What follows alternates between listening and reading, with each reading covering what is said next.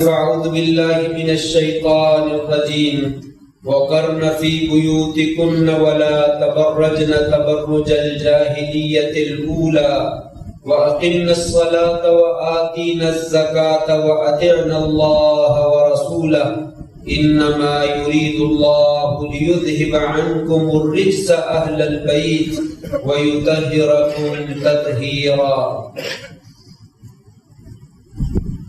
اللہ تبارک و تعالی چاہتا ہے کہ تم سے پلیدگی کو دور کر دے اے اہل بیت، اور تمہیں خوب پاک کرنا چاہتا ہے۔ معزز سامعین و معزز سامعات، نبی کریم صلی اللہ علیہ وسلم کے اصحاب میں، آپ کی ساتھیوں میں، آپ کی آل میں اللہ تبارک و تعالی نے کچھ ایسے بندے پیدا کیے ہیں جن سے اللہ کے نبی بھی محبت کرتے ہیں اور اللہ بھی محبت کرتا ہے، اور اللہ کے رسول ہمیں ان سے محبت کرنے کا حکم دیتے ہیں، بلکہ ان کے ساتھ محبت کرنا یہ ہمارے ایمان کا اعلیٰ درجہ ہے، اور ان سے محبت نہ کرنا یا ان سے دل میں کوئی ہلکی پھلکی تھوڑی سی بھی قدورت رکھنا، بغض رکھنا، کینہ رکھنا، یہ انسان کے ایمان کو تباہ و برباد کر دینے کے لیے کافی ہے۔ انہی شخصیات میں سے ایک شخصیت جن کا نام نامی سیدنا حسن ابن علی ابن ابی طالب رضی اللہ تعالی عنہما ہے، جو کہ نبی کریم صلی اللہ علیہ وآلہ وسلم کے نواسے ہیں۔ نبی کریم صلی اللہ علیہ وسلم کی محبوب بیٹی فاطمہ بنت رسول صلی اللہ علیہ وسلم ان کے جگر گوشہ ہیں۔ حضرت حسن رضی اللہ تعالیٰ عنہ سن 3 ہجری اور تقریباً رمضان کے وسط میں پیدا ہوئے۔ نبی کریم صلی اللہ علیہ وسلم کے ہجرت کرنے کے بعد، یعنی جب آپ ہجرت کر کے مدینہ تشریف لائے تو مدینہ آنے کے تیسرے سال رمضان کے مہینے میں حضرت حسن رضی اللہ تعالیٰ عنہ کی ولادت مبارک جو ہے وہ ہوتی ہے، اور آپ کا نام جو ہے وہ حضرت علی رضی اللہ تعالیٰ نے بعض روایات میں حمزہ اور بعض روایات میں حرب رکھا تھا، اور اس کے 1 سال کے بعد حضرت حسین کی ولادت ہوتی ہے رضی اللہ تعالیٰ عنہ وارضہ۔ ان کا نام غالباً جعفر رکھا تھا۔ آپ صلی اللہ علیہ وسلم نے دونوں نام تبدیل کر کے حسن اور حسین رضی اللہ تعالیٰ عنہ یہ نام رکھے۔ یہ دونوں نام تاریخ ہمیں بتلاتی ہے کہ اس سے پہلے کسی بندے نے اپنے بچے کا نام جو ہے وہ حسن اور حسین جو ہے وہ نہیں رکھا۔ نبی کریم صلی اللہ علیہ وآلہ وسلم دنیا سے تشریف لے جاتے ہیں تو حضرت حسن رضی اللہ تعالیٰ کی عمر جو ہے وہ تقریباً 7.5 برس بنتی ہے۔ جب آپ دنیا سے رخصت ہوتے ہیں، فوت ہو جاتے ہیں، اس وقت حضرت حسن کی عمر جو ہے وہ تقریباً 7.5 برس، یعنی بہت زندگی کا معمولی سا عرصہ نبی کریم صلی اللہ علیہ وآلہ وسلم کے ساتھ گزارا ہے، لیکن آپ کی بہت ہی زیادہ محبت کے مستحق ٹھہرے، اور آپ نے شدید محبت کا جو ہے ان کے ساتھ اظہار کیا۔ آپ پیدا ہوئے تو آپ کے کان میں حضرت نبی کریم صلی اللہ علیہ وسلم نے اذان دی، اذن فی اذن الحسن ابن علی رضی اللہ تعالی عنہ حین ولدته فاطمہ۔ سنن ترمذی کی روایت ہے کہ آپ صلی اللہ علیہ وسلم نے حضرت حسن کے کان میں آذان دی۔ یہ روایت اس میں شدید اختلاف ہے کہ یہ ضعیف ہے یا کہ صحیح ہے۔ امام ترمذی نے اس کو حسن کہا ہے، اور بہت سارے علماء جن میں موجودہ زمانے میں مولانا شیخ الحدیث ارشاد الحق عصری حافظہ اللہ تبارک و تعالی اور تحفۃ الاحمدی کے مؤلف محمد بن عبد الرحمن مبارک فری رحمہ اللہ، امام ترمذی، امام حاکم رحمہ اللہ، ان حضرات نے اس حدیث کو حسن قرار دیا اور قابل عمل قرار دیا۔ لیکن اس میں ایک راوی ہیں عاصم بن عبید اللہ کے نام سے، انہیں بہت سارے علماء نے ضعیف بھی قرار دیا۔ اس وجہ سے اس روایت کے صحیح اور ضعیف ہونے میں شدید اختلاف۔ بہرحال امام ترمذی رحمہ اللہ فرماتے ہیں وعلیہ العمل ان کا علماء السلف، اس کے اوپر جو ہے وہ سلف صالحین کا عمل رہا ہے، شروع زمانے سے لے کر ہمارے زمانے تک اسی کے اوپر نیک لوگوں کا عمل جو ہے وہ چلتا آ رہا ہے کہ جب بھی بچہ پیدا ہوتا ہے اس کے کان میں جو ہے وہ اذان دی جاتی ہے، تو لہذا اذان دینا بچے کے کان میں اچھا عمل ہے، یا تو مسنون ہے یا مسنون نہیں تو ہم کم از کم اس کو خوبصورت اور بہترین عمل قرار دے سکتے ہیں۔ لازمی اور فرض نہیں ہے کہ اگر بچے کے کان میں اذان نہ دی جائے تو شاید بچہ مسلمان نہیں ہوگا، ایسا نہیں ہے۔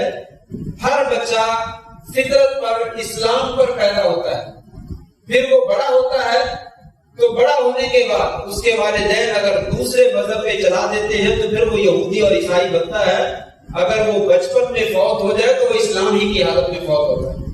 لہذا اذان دینے سے بچہ مسلمان نہیں ہو جاتا، وہ پہلے ہی مسلمان۔ اذان دینا ایک اچھا عمل ہے، یعنی اگر آپ نے اذان دے دی ہے تو یہ خیر کی علامت ہے کہ بچے کے کانوں میں سب سے پہلے کلمات جو گئے ہیں وہ اللہ تبارک و تعالیٰ کی توحید کے گئے۔ اس ناحیے سے یہ خوبصورت عمل ہے اور سلف صالحین سے چلا رہا ہے، اور ایک روایت بھی موجود ہے اگرچہ اس میں کلام ہے، تو لہٰذا اذان دینا جو ہے وہ ایک استحباب کا درجہ رکھتا ہے لیکن لزوم کا درجہ جو ہے وہ نہیں رکھتا۔ یہ روایت ہے جو حضرت حسن کے بارے میں ہے کہ آپ صلی اللہ علیہ وسلم نے حضرت حسن کی ولادت کے موقع پر ان کے کان میں اذان۔ اسی طریقے سے جب آپ پیدا ہوئے 7ویں دن آپ نے حسن اور حسین کا عقیقہ بھی کیا۔ دو روایتیں ہیں، ایک روایت میں آتا ہے کہ آپ نے ایک بکری جو ہے وہ ذبح کی یا ایک مینڈا جو ہے وہ ذبح کیا، دوسری روایت یہ ہے کہ دو جانور ذبح کی، اور یہ دوسری روایت کو علماء نے زیادہ صحیح کہا ہے، اس لیے کہ آپ کا حکم بھی ہے جب تمہارے یہاں بچہ پیدا ہو جائے تو 2 جانور ذبح کرو، اور جب بچی پیدا ہو تو 1 جانور جو ہے وہ ذبح کرو۔ تو لہذا آپ کا یہ عمل اس حدیث کے موافق ہے، اس لیے یہ روایت زیادہ صحیح ہے کہ آپ نے حسن اور حسین کے عقیقے میں 2 جانور جو ہے وہ ذبح کرو۔ لہذا بیٹے کے لیے 2 جانور ذبح کرنے چاہیے اور بیٹی کے لیے 1 جانور ذبح کرنا چاہیے۔ قربانی کے جانور میں 7 حصے ڈال کر 2 حصے عقیقے کے نام پہ نکالنا یہ سنت نہیں ہے، نہ ہی سنت سے ثابت ہے، نہ ہی صحابہ کرام سے ثابت ہے۔ وہ قربانی کے جانور کے 7 حصے ہیں، عقیقے کے 7 حصے نہیں ہیں، لہذا قربانی والے جانور میں عقیقے کے جانور کو شامل نہیں کرنا چاہیے۔ عقیقے کے لیے 2 جانور، اور کوشش کرنی چاہیے کہ وہ بکری ہی کی قسم سے ہو۔ گائے کا اونٹ کا عقیقہ کرنا یہ ویسے ہی سنت سے ثابت ہے، اس لیے بہتر یہی ہے کہ بکرا یا دمبا یا بھیڑ جسے آپ کہتے ہیں وہ لڑکے کی جانب سے 2 جانور اور بچی کی جانب سے 1 جانور جو ہے وہ ذبح کیا۔ تو آپ سب نے حسن اور حسین رضی اللہ تعالیٰ کا عقیقہ بھی فرمایا، اور یہ بھی فرمایا کہ ان کے بال جب کٹوائیں تو اس کے برابر چاندی جو ہے وہ صدقہ خیرات کریں۔ جب اس کے بال کٹوا دیں، پہلی دفعہ حجامت کروائیں تو سر کے جو بال اتریں اس کے برابر وزن میں چاندی صدقہ خیرات کریں۔ تو یہ بھی ایک مسنون عمل ہے کہ بچے کے سر کے بال کٹوانے کے بعد اس کے برابر چاندی جو ہے وہ صدقہ خیرات کرنی چاہیے۔ بعض روایات میں آتا ہے کہ ہم نے حضرت حسن کے بالوں کا وزن کیا تو وہ تقریباً 1 درہم یا اس سے تھوڑا سا کم وزن بنا۔ 1 درہم تقریباً 2.375 گرام، یعنی تقریباً 975، تقریباً 3 گرام بنتا ہے۔ 2.975 گرام تقریباً 3 گرام کہتے ہیں۔ 1 درہم جو ہے وہ 3 گرام کا جو ہے وہ وزن ہوتا ہے چاندی کا، تو گویا کہ 3 گرام کے قریب وزن تھا۔ 3 گرام جو ہے آج کل میرا خیال ہے کہ 700 750 800 روپے کے قریب جو ہے وہ آتی ہوگی چاندی۔ یہ 3 گرام جو ہے وہ تقریباً اتنا وزن بنتا ہے، تو اتنا بچے کا صدقہ خیرات جو ہے وہ کرنا چاہیے۔ بالوں کے برابر جو ہے وہ چاندی صدقہ خیرات کر دے، یعنی اس کی قیمت کے پیسے نکال کر وہ اللہ کے راستے میں جو ہے وہ خرچ کر۔ تو آپ سب نے حضرت حسن کے کان میں اذان بھی دی، اور اسی طریقے سے حضرت حسن کا اور حضرت حسین رضی اللہ تعالیٰ کا عقیقہ بھی کیا۔ اور حضرت حسن رضی اللہ تعالیٰ نبی کریم صلی اللہ علیہ وسلم کے ساتھ بہت زیادہ مشابہت رکھتے تھے. شکل و صورت میں حضرت حسن کی شکل آپ صلی اللہ علیہ وسلم سے بہت زیادہ ملتی تھی. ایک دفعہ صحیح بخاری کی روایت ہے، صدیق اکبر رضی اللہ تعالی نے حضرت حسن رضی اللہ عنہ کو اٹھا لیا. قریب میں حضرت علی بھی کھڑے ہیں اور کہتے ہیں بے ابی، میرے ماں باپ قربان ہو، یہ بیٹا جو ہے شبیہ بالنبی صلی اللہ علیہ وسلم، یہ نبی کریم صلی اللہ علیہ وسلم کے ساتھ مشابہت رکھتے ہیں، اپنے باپ علی کے ساتھ مشابہت نہیں رکھتے. وہ علی کیا تھا؟ حضرت علی رضی اللہ عنہ قریب کھڑے مسکرا رہے تھے، ہنس رہے تھے، یعنی موافقت کر رہے تھے کہ بات ایسے ہی ہے، یہ بچہ جو ہے وہ شکل و صورت میں اپنے نانا کے بہت زیادہ مشابہ ہے. تو اس کا یہ بھی مطلب ہوا کہ ابو بکر صدیق رضی اللہ عنہ اہل بیت سے محبت کرتے تھے اور اہل بیت ابو بکر صدیق سے محبت کرتے تھے.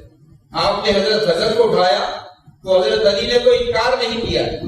آپ نے حضرت حسن کے بارے میں بات کہی تو علی نے موافقت کی اور خوشی کا اظہار کیا. اہل بیت صحابہ کرام اور خصوصاً خلفائے راشدین ان کے ساتھ محبت کرتے تھے اور خلفائے راشدین اہل بیت کے ساتھ محبت کرتے تھے. افسوس کہ لوگوں نے خام خائی جو ہے وہ باتوں سے بتکڑ جو ہے وہ بنا دیا اور ان کے درمیان ایسا ظاہر کیا جیسے وہ آپس میں ایک دوسرے کے شدید دشمن تھے اور ایک دوسرے سے نعوذ باللہ من ذالک نفرت کرتے تھے. ایسا کچھ بھی نہیں. حضرت ابوبکر صدیق، عمر فاروق، عثمان غنی اہل بیت کے ساتھ شدید محبت کرنے والے تھے اور حضرت علی اور حضرت حسن و حسین رضی اللہ تعالیٰ عنہ یہ دونوں خلفائے ثلاثہ سے زبردست محبت کرنے والے تھے. بے شمار مثالیں جو ہے اس کے اوپر موجود ہے. بہرحال میں بات کر رہا تھا کہ ابوبکر صدیق نے بچے کو اٹھایا اور کہا یہ اپنے نانا کے مشابہ، اور ساتھ ہی حضرت ابوبکر صدیق کا یہ کلام بھی منقول ہے، ارقبوا محمدا فی اہل بیتہ صلی اللہ علیہ وسلم. لوگوں اگر محمد صلی اللہ علیہ وسلم کی محبت چاہتے ہو، آپ کا ساتھ چاہتے ہو، تو اہل بیت کی محبت میں آپ کا ساتھ اور آپ کی محبت کو تلاش کرو. یہ ابوبکر صدیق کا کلام صحیح بخاری کے الفاظ ہیں. لوگوں اگر تم محمد رسول اللہ صلی اللہ علیہ وسلم کی محبت چاہتے ہو، آپ کا ساتھ چاہتے ہو، تو پھر ایسا کرو، آپ کی محبت کو اہل بیت کی محبت میں جو ہے وہ تلاش کرو، ان کے ساتھ جو ہے وہ محبت کرو. تو گویا کہ ابوبکر صدیق شدید محبت کرتے تھے اہل بیت کے ساتھ اور لوگوں کو بھی اہل بیت کے ساتھ جو ہے وہ شدید محبت کرنے کا حکم دیا کرتے. سیدنا حسن رضی اللہ تعالیٰ عنہ وارضا احادیث مبارکہ میں ان کے بے شمار فضائل جو ہے وہ منقول ہیں. ان میں سے چند ایک حدیثیں میں ذکر کیے دیتا ہوں. نمبر 1، حضرت براء رضی اللہ تعالیٰ عنہ انہوں نے حضرت حسن رضی اللہ تعالیٰ عنہ کو نبی کریم صلی اللہ علیہ وسلم کے کندھے مبارک پر دیکھا اور آپ کی زبان اطہر سے یہ سنا، اللہم انی احبک فاحبہ، یا اللہ اس بچے سے میں محبت کرتا ہوں، اللہ اس بچے سے تو بھی محبت فرما. نہ صرف محبوب خدا محبوب رسول ہیں بلکہ محبوب خدا بھی ہیں. سیدنا حسن رضی اللہ تعالیٰ عنہ اللہ کے رسول بھی آپ سے محبت کرتے ہیں اور اللہ تعالیٰ سے دعا کرتے ہیں یا اللہ آپ بھی اس کے ساتھ جو ہے وہ محبت کیجیے. حضرت ابو ہریرہ رضی اللہ تعالیٰ عنہ وارضا وہ بیان فرماتے ہیں، کہتے ہیں جب میں حسن کو دیکھ لیتا ہوں میری آنکھوں سے خود بخود آنسوؤں کی جھڑی بہ پڑتی ہے. ایک جھڑی جو ہے وہ لگ جاتی ہے، میری آنکھوں سے زاروں کے تار آنسو نکلنا شروع ہو جاتے ہیں. پوچھا کہ کیوں؟ کہا ایک دفعہ ایسا ہوا نبی کریم صلی اللہ علیہ وسلم باہر نکلے اور جلدی سے بازار میں گئے، میں بھی آپ کے ساتھ ہو لیا. بازار سے کام کر کے جب واپس آئے تو آپ فرمانے لگے اینا لوکا اینا ابنی، میرا بیٹا کہاں ہے، میرا ننھا بچہ جو ہے وہ کہاں ہے. اپنے بچے کو جو ہے وہ تلاش کرنے لگے، یعنی حسن رضی اللہ تعالیٰ عنہ. تھوڑی دیر کے بعد حضرت حسن رضی اللہ تعالیٰ عنہ جو ہے وہ بھاگتے ہوئے آئے اور آپ کی گود میں بیٹھ گئے اور آپ کی داڑھی مبارک میں انہوں نے بچے نے چھوٹے نے اپنی انگلیاں جو ہے وہ داخل کرنا شروع کر دی. آپ صلی اللہ علیہ وسلم نے بچے کے منہ کو کھولا، فَأَدْخَلَ فَمَهُ فِي فَا، آپ صلی اللہ علیہ وسلم نے فی اپنے منہ کو حضرت حسن رضی اللہ عنہ کے منہ کے اندر لگا دیا اور اس وقت کہا یا اللہ اس بچے سے میں بھی محبت کرتا ہوں، تو بھی محبت کر، اور جو اس بچے سے محبت کرتا ہے اس کے ساتھ بھی محبت کر. یا اللہ جو اس بچے سے محبت کرتا ہے تو اس کے ساتھ بھی محبت کر. فرمایا جب یہ منظر میرے سامنے آتا ہے تو میری آنکھوں سے زاروں کے تار جو ہے وہ آنسو نکلنا شروع ہو جاتے ہیں. یہ حضرت حسن رضی اللہ تعالیٰ عنہ اس قدر نبی کریم صلی اللہ علیہ وسلم آپ ان سے محبت کرتے ہیں اور لوگوں کو آپ سے محبت کرنے کا جو ہے وہ حکم دیتے ہیں. اور حضرت ابو ہریرہ رضی اللہ تعالیٰ عنہ سے یہ روایت ہے تیسری، فرماتے ہیں ایک دفعہ حضرت حسن سے ملاقات ہوئی تو کہنے لگے حسن ذرا کپڑا تو اٹھاؤ، اپنے پیٹ کی وہ جگہ مجھے دکھاؤ جہاں پہ نبی کریم صلی اللہ علیہ وسلم نے بذات خود بوسہ دیا. حضرت حسن کپڑا اٹھاتے ہیں تو ابو ہریرہ خود آگے بڑھتے ہیں اسی جگہ پہ جا کے بوسہ دیتے کہ یہ وہ جگہ ہے جہاں پہ میری آنکھوں نے دیکھا ہے کہ نبی کریم صلی اللہ علیہ وسلم نے اس بچے کے پیٹ کے اوپر بوسہ دیا تھا. تو اس قدر محبت نبی کریم کی بھی موجود ہے اور صحابہ کرام کی محبت بھی موجود ہے. ابو ہریرہ رضی اللہ تعالیٰ عنہ بذات خود کس قدر جو ہے وہ شدید جو ہے وہ محبت کرتے ہیں. اور ایسے ہی ایک دفعہ نبی کریم صلی اللہ علیہ وسلم نے قبل الحسن، آپ کے قریب حسن بیٹے موجود تھے، انہیں بوسہ دیا. اقرا بن حابس ایک صحابی ہے، وہ موجود تھے، ابھی نئے نئے مسلمان ہوئے تھے. کہنے لگے یا رسول اللہ میرے تو 10 بچے ہیں، میں نے تو کسی بچے کو کبھی بوسہ نہیں دیا.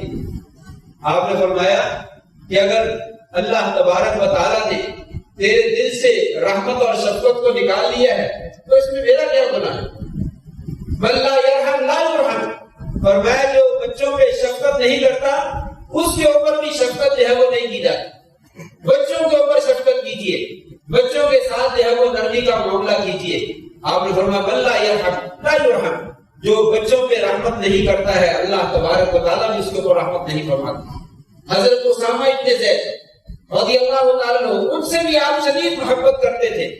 حضرت اسامہ خود بیان کرتے ہیں آپ نے ایک کندھے پہ مجھے بٹھا لیا اور دوسرے کندھے پہ حسن کو بٹھا لیا اور اس وقت یہی دعا دی اللہم انی احبہما فاحبہما واحب من یحبہما، یا اللہ میں ان دونوں بچوں سے محبت کرتا ہوں، تو بھی ان دونوں بچوں سے محبت فرما اور اس بندے سے بھی محبت فرما جو ان دونوں بچوں سے محبت کرتا. حضرت اسامہ سے بھی محبت کرتے اور حضرت حسن سے بھی شدید محبت کرتے تھے. اور ایک روایت میں آتا ہے کہ آپ سب نے حضرت حسن رضی اللہ تعالیٰ عنہ کو اپنے کندھوں پہ سوار کروا رکھا ہے اور چھوٹے سے بچے ہیں ان کی جو ہے وہ جو آپ جو ہے وہ منہ سے گر کر آپ کے کندھے پہ گر رہا اور آپ نے کوئی برا محسوس نہیں کیا اور آپ نے اسی طریقے سے اٹھائے رکھا. اور ایک اسی روایت میں آتا ہے کہ حضرت حسن رضی اللہ تعالیٰ ایک دفعہ دوڑتے ہوئے آئے اور آپ کے سینے پہ چڑھ گئے اور چھوٹے سے بچے تھے اور انہیں پیشاب آیا اور پیشاب کر دیا. لوگ بھاگے جلدی سے پکڑنے کے لیے. آپ نے فرمایا ٹھہرے چھوڑ دیجیے، یہ میرا بیٹا ہے، کوئی مسئلہ نہیں. پانی منگوایا اور پانی منگوا کر اپنے سینے کے اوپر گرا دیا. اس قدر نبی کریم صلی اللہ علیہ وسلم سیدنا حسن رضی اللہ تعالیٰ سے محبت کرتے اور ان کی چھوٹی چھوٹی باتوں کا کوئی غصہ نہیں کرتے تھے. اور پھر وہ روایت جس میں آپ جانتے ہیں کہ آپ کے پاس حضرت حسن تشریف لائے، حضرت حسین تشریف لائے، حضرت علی تشریف لائے، حضرت فاطمہ رضی اللہ تعالیٰ عنہ تشریف لاتی ہیں. آپ ان کو سب کو ایک چادر میں لے لیتے ہیں اور چادر میں لے کر آپ فرماتے ہیں یا اللہ یہ میرے اہل بیت، اللہ ان سے بھی نجاست کو دور کر دے اور ان کو خوب جو ہے وہ پاک اور صاف کر دے. میں نے پیچھے بھی کئی دفعہ بتلایا تھا، پھر انشاءاللہ اگلے دنوں میں بھی ذکر کروں گا. یہ اہل بیت اصل میں آپ کی ازواج مطہرات ہیں، ان کے بارے میں اللہ تعالیٰ نے 22ویں پارے میں یہ جو ہے وہ آیات نازل فرمائی. ان آیات کے نزول کے بعد آپ نے ان کو بھی بلا لیا اور ان کو بلا کر کہا یا اللہ یہ بھی میرے اہل بیت ہے، ان کو بھی شامل فرما دے اور ان کو بھی پاک اور صاف جو ہے وہ کر دے. گویا کہ آپ کا سارا کنبہ اور قبیلہ، آپ کے اہل خانہ، آپ کے بیوی اور آپ کے بچے، آپ کے داماد، یہ سارے جو ہیں وہ اہل بیت کے اندر جو ہے وہ شامل ہیں. کچھ لوگوں کو اللہ تعالیٰ نے آیات کے ذریعے شامل فرمایا اور کچھ لوگوں کو آپ صلی اللہ علیہ وسلم نے اپنی دعا کے ساتھ جو ہے وہ شامل فرمایا. یہ ہمارا موقف ہے اور یہ ہمارا نظریہ ہے کہ تمام صحابہ کرام وہ بھی اہل بیت سے محبت کرتے ہیں اور آپ سب کا سارا گھرانہ ہی پاکیزہ ہے. آپ کی بیوی بھی پاکیزہ ہے، تمام بیویاں بھی پاکیزہ ہیں اور آپ کے تمام بچے اور داماد جو ہیں وہ بھی پاکیزہ ہیں. آپ بھی ان سے شدید محبت کرتے ہیں اور تمام اہل اسلام کو ان کے ساتھ شدید محبت کا جو ہے وہ حکم دیا گیا ہے. لیکن افسوس کہ کچھ لوگ جو ہے دونوں کے درمیان جو ہے وہ تفریق کرتے ہیں، بلکہ وہ ان کے درمیان تفریق نہیں کرتے، پوری امت اسلامیہ کو ٹکڑے ٹکڑے کرتے ہیں کہ کچھ لوگ جو ہے وہ ادھر ہو جائیں اور کچھ لوگ جو ہے ادھر ہو جائیں، کچھ لوگ ان کے ساتھ محبت کا اظہار کریں اور کچھ لوگ ان کے ساتھ محبت کا اظہار کریں. یہ دین اسلام ہے. دین اسلام جو ہے آپ صلی اللہ علیہ وسلم کے تمام خاندان کے ساتھ جو بھی ان میں سے مسلمان ہیں وہ سارے کے سارے ہمارے لیے لائق کے سر تحریم ہیں، ہمارے سر کا تاج ہے، ہمارے آنکھوں کا سرما ہے. ان کے ساتھ محبت کرنا یہ ہمارے ایمان کا حصہ ہے.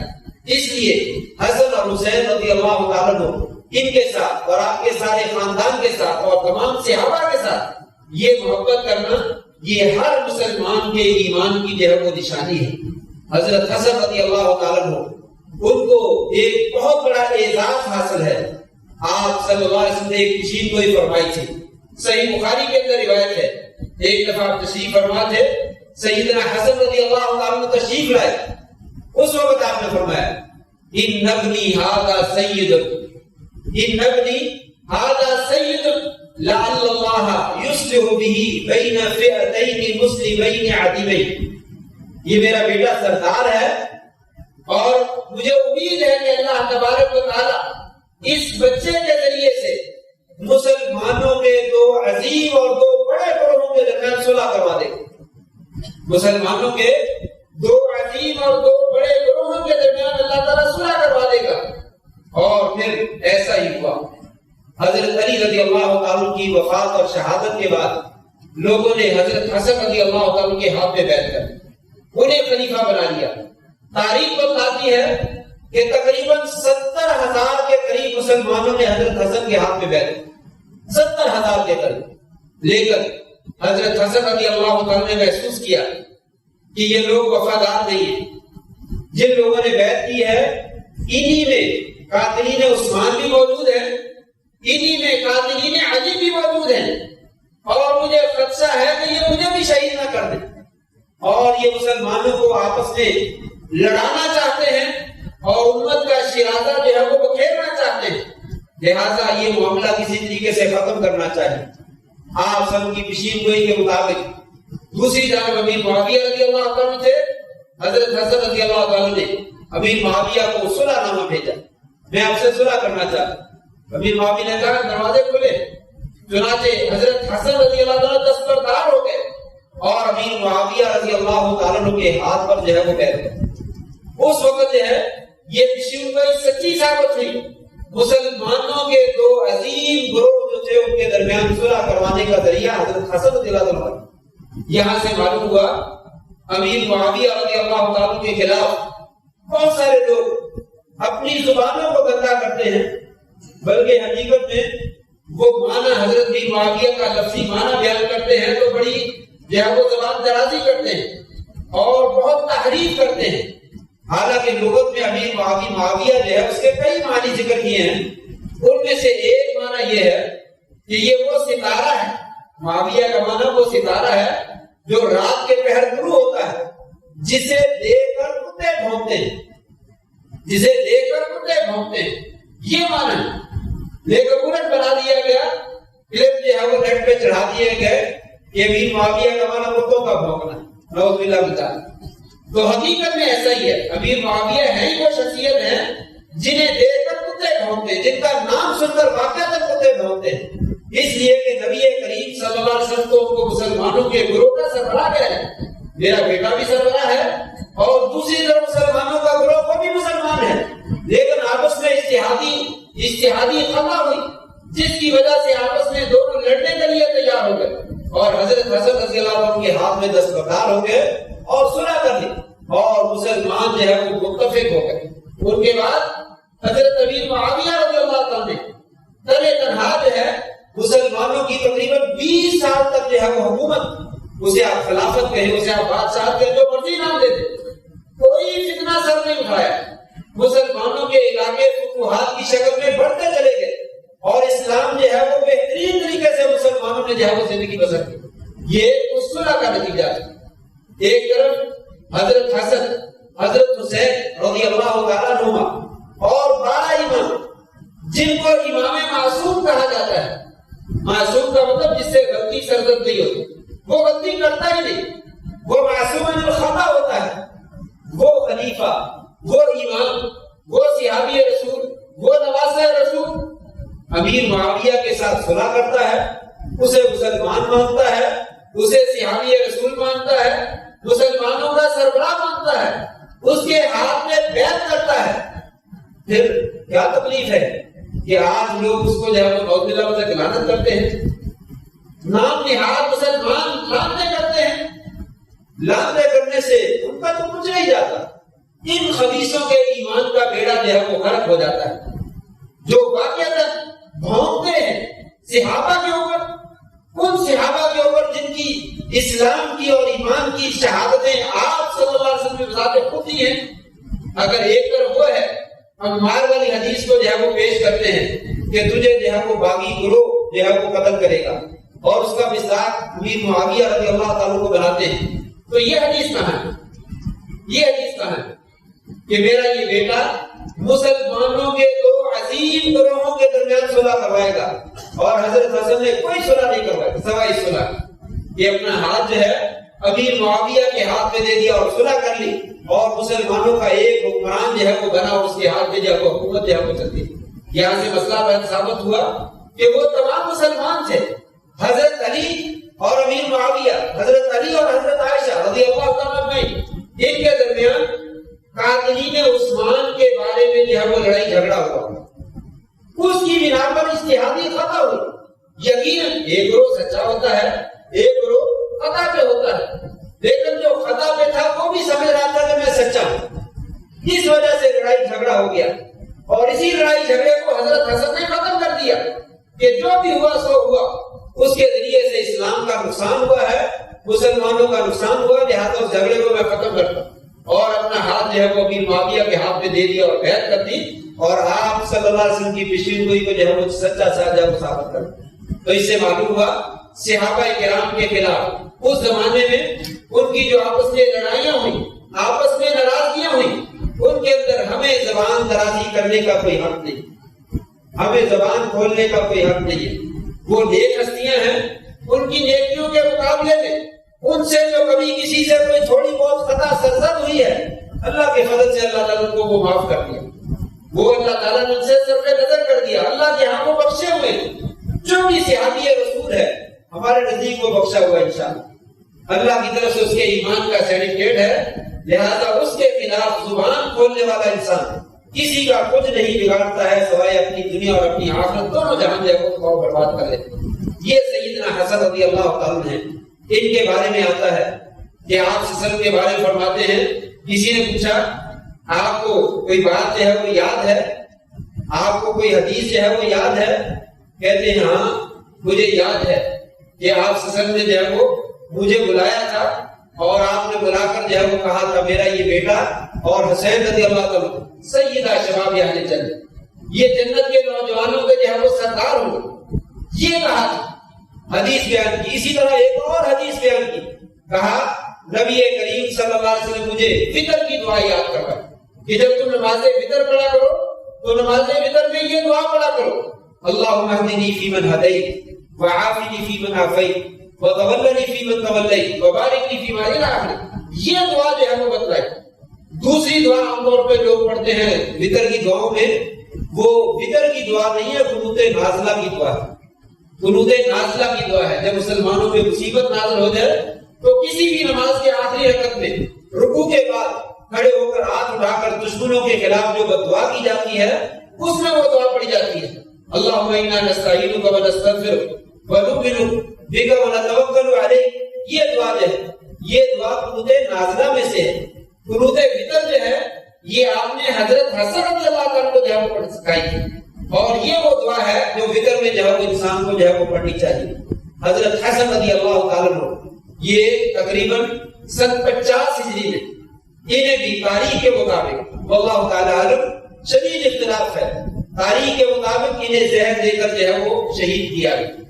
زہر دے کر بعض روایت میں آتا ہے 3 مرتبہ زہر دیا گیا، پہلی مرتبہ میں بچ گئے، دوسری دفعہ بچ گئے، تیسری دفعہ جو ہے وہ زہر نے زیادہ اثر کیا.